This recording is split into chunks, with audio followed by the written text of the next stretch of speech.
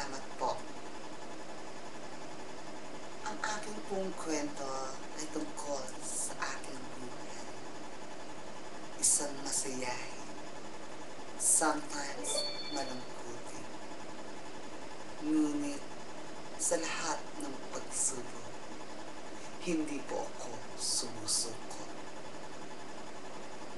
Ako po'y isang homosexual o transsexual lamang. Ngunit may puso at damdamin na marunong masaktan. Nagpapasalamat po ako sa itaas na may bigay sa akin ng napakagandang buhay.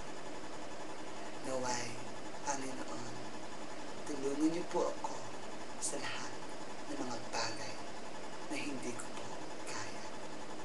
Tulungan niyo po ako na malatos ko po ang mga pagsubok na aking darating sa buhay. May isa po akong awit na aking iaalay po sa aking sarili. Dahil my father died in 2002 and I really miss him. Naway magustuhan mo. This is our cappella song. That when I was a child,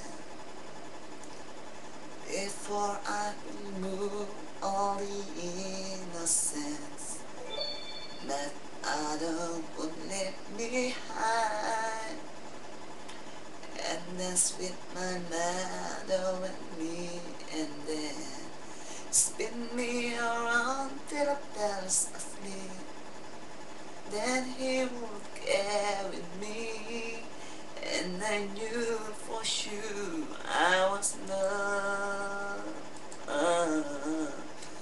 If I could get another walk, another chance, another dance with it, I'll play a song I will never ever end, 'cause I love, love, love to dance with my father again. Thank you. Itong build na to, nagpapasalamat po ako. Siya po'y ibon sa aking butas. Siya rin po ang nagbibigay ng lakas na loob sa akin upang mag-thriving. Narito po ako ngayon sa Japan at nagsasabing, kaibigan, halikan tayo. Salamat. Thank you. Magandang gabi po. Sana naway matulog kayo, magkabuta pa kayo. Thank you.